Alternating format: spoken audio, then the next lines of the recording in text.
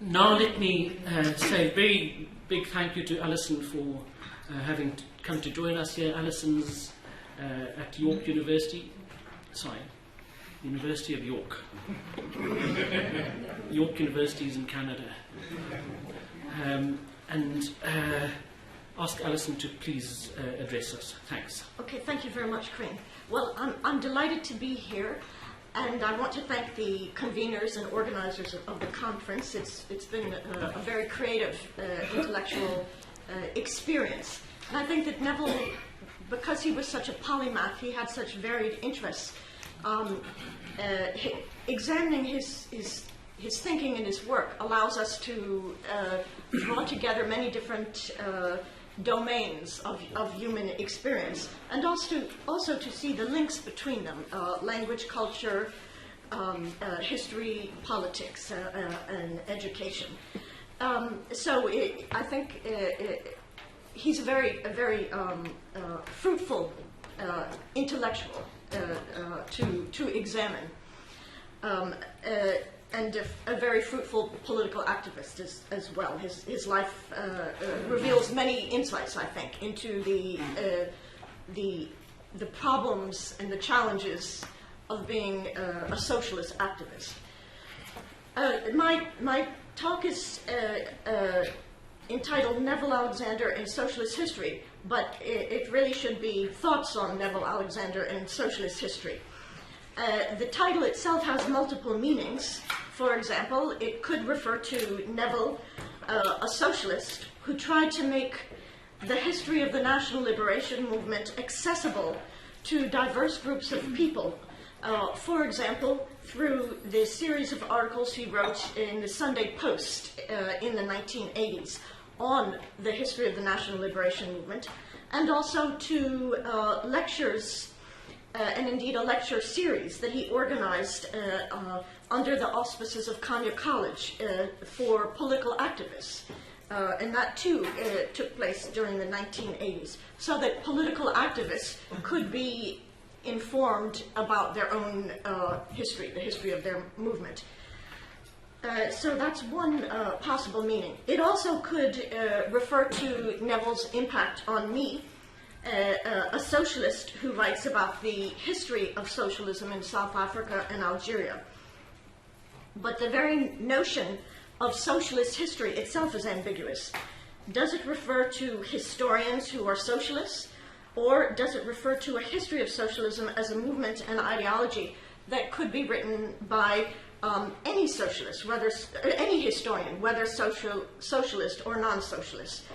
The expression socialist history raises tensions between the academic or historiographical claims the history is a science that uses facts that can be verified and subjected to publicly accessible standards of scrutiny, and the socialist historian's claim of a politically engaged perspective that seeks to challenge capitalist ideas and ideologies. So the term socialist history encapsulates the tension between science and politics. Now, Neville was committed both to socialists writing history and to the writing up of the history of South Africa's socialist movement and its national liberation struggle.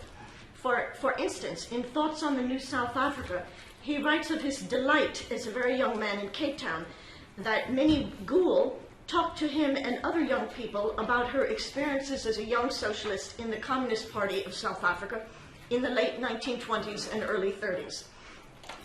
And her willingness to talk about her political past contrasted sharply with his experience of other Unity Movement activists about their own history and their own organizational history. They were ultra-secretive, as indeed Paulo Jordan mentioned on our first day. And Neville writes, "There was a strange, but in the circumstances understandable reticence on the part of the political leadership to speak freely or at all about the radical roots and history of the non-European unity movement." In short, there was no political space within the unity movement to talk about its own history. Thus, their approach to themselves as an organization was very ahistorical. They presented a view that almost that they sprang out of nowhere, that the ideas themselves had no history or historical development. But if you don't talk about your history, whether you are a nation, a class, a political organization, or an individual activist, how can you understand why you are where you are, or how can you learn from your mistakes or your successes? So if socialists don't write the history of their own involvement in political struggle, Neville argues, others will write it, generally unsympathetically, or even worse, they will be written out of history, which certainly is a continuing challenge and problem in the case of South Africa. Again, in Thoughts on the New South Africa, he refers to the virtual blocking of all channels of memory that do not in one way or another relate to the historical activities of the Congress movement. And he calls on people to put on record as much of South Africa's left history as possible and keep revealing as many of the aspects of that history as we can. And then he goes on and says, we should review our recent past in such a manner as to foreground the complexity of the historical process and to counter the impression that there was some inevitable trajectory that was predetermined. So Neville then advocated a writing of history that shows its complexities and its contingencies. Otherwise, he continues, the falsification and the invention of spurious traditions will continue to distort what actually happened. Not only does he advocate the writing of histories of socialism in South Africa, he also wants socialist historians to write those histories. In One Azania, One Nation, he argues that historical interpretation is related directly to the political position of the historian, i.e. to the class interests he or she represents. And then he quotes Trotsky, who writes that his own viewpoint as a historian is the same as his viewpoint as a participant. Well, that may be the case, perhaps, but it is not sufficient for understanding the relationship between socialists and history, in my view. It's part of the equation, but not the full story. How one writes history does not flow directly from one's politics. The actual writing of history is too complicated a process for this. For example, we can think back to the 1970s when European Marxists Althusser and Poulantzas produced a very abstract understanding of Marxism, which became heavily influential in South Africa. Some of those Marxists assumed that class consciousness flowed directly from class as an economic category. Thus, they were never able to come to terms with the fact that white workers in early 20th century South Africa could be both militantly anti-capital and militantly racist. But human beings are full of inconsistencies and contradictions, and that needs to be incorporated into any analytical framework. Now, Neville tried to do that by making the understanding of capitalism in South Africa less abstract, and thus he referred to the idea of a racial capitalist system in South Africa, bearing in mind that capitalism always develops in specific historical circumstances across the world. So no capitalist society will look exactly like the next one. But South Africa was very specifically a racial capitalist society. And he tried to show in his work how this extremely racialized pattern of capitalist development heavily impacted the entire organization of society, its laws, institutions, political culture, and so on, through divide and rule along color lines. And that became the basis for his ideas about color castes. He also tried to show how this heavy ideological institutional apparatus shaped people's consciousness and their experiences. in that respect, and also in terms of his interest in language and culture, he is closer to the English historian, the Marxist historian, E.P. Thompson, who looked at class as a reflection of experience rather than the abstract Marxist notion that class, in fact, is simply an analytical category. Now, if I suggest that the historian's politics thus can't simply be read simplistically into the work that the historian is doing. What about experience?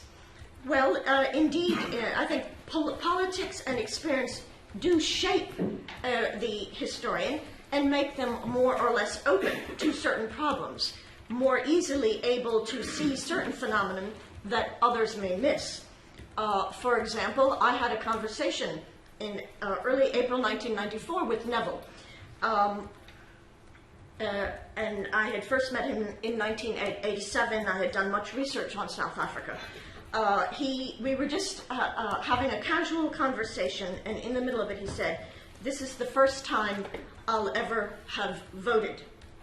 And I realized in that second that I had understood nothing about the experience of being denied the vote. In short, nothing about South African politics and how being voteless and everything that went along with that actually made people feel. I had taken my own right to vote for granted and been seduced by radical socialist rhetoric, but without putting myself in other people's shoes, so to speak. And another example of the importance of experience is that I study people who have been subjected to settler colonization. I focus on their political movements, especially the left-wing movements, and I study Anglophone and Francophone intellectuals in South Africa and Algeria, respectively. But until 2 days ago, I had never understood a very basic fact. It's an enormous fact that I think characterizes this and other settler colonies, that people who have been denied the use of their mother tongue and thus have to use another language either at school or at work experience profound alienation in that society. I have always taken for granted the fact that I use my mother tongue wherever I go in my two countries of the United States and the United Kingdom. I never had to confront that issue in my own experience, but yet this is a fundamental feature of South African society, a fundamental fact that many people don't even notice, especially Anglophone and Afrikaner speakers. So, the historian's experience, like their politics, may shape what they see and the questions they pose. Yet, nonetheless, they're still not sufficient to explain the history that they produce. After all, one can surmount personal experiences. No one can experience everything. They can learn about the experiences of others, and they can try to see the world as those that they are writing about saw it. And that then returns us to the question of historical method, and the question of how is history written, what are these facts that historians work with. Facts are the material basis of the writing of history. A fact is an event or a phenomenon that can be verified through historical traces and subjected to scrutiny by publicly accessible methods. It's not an invention. Well, does a socialist historian's political perspective impact their relationship to their facts? I would suggest not necessarily. I think that there is a method of historical research, or certainly multiple methods, that transcend political ideology. That is, historians may argue about what is a fact. How do we know it? Do we know the fact before we know the theory, or is it the theory that helps us select the facts? But nonetheless, we are wedded to facts. That constrains what we can write. And that is, for me, the determining factor in the writing of history. So politics and experience affect what questions one poses, how one interrogates the fact. But the value of the history that is produced is still based on how carefully the facts are used. I'm concluding. One can think of a very well-known example, the slogan that was seen in South Africa in 1922, "Workers of the world, fight and unite for a white South Africa." Well, that has often been dubbed as a Communist Party slogan, but in fact, that is not the case. There's no historical evidence to support that, and all the historical evidence suggests otherwise. So this is a commonplace truism that one reads in the history books, but in fact, it's inaccurate. So, just to return in conclusion to Neville's impact on my work as a historian. First, through many conversations, he has reinforced my belief in the necessity of writing the histories of socialism, although as someone who writes the history of socialism, one is inevitably working in hostile terrain. Because we are in the middle of capitalist society. He's reinforced the importance for me of the complexity and the specificity of South African socialist experience, precisely because of racial capitalism and its social cultural implications. For me, he's reinforced the notion of the internal diversity of the movement, and I have deliberately chosen the tactic of writing both about Trotskyists and communists in South Africa and integrating them into a single historical narrative in order to recover the lost history of Trotskyism, which in fact was marginalized for many decades and continues to be. But this raises the question of marginalization. To be a socialist in South Africa is to be politically marginalized by definition, whether one remains working in small socialist groups or whether one integrates oneself, like Paulo Jordan, into a broad movement. Or one can think of the SACP and its relationship with the ANC.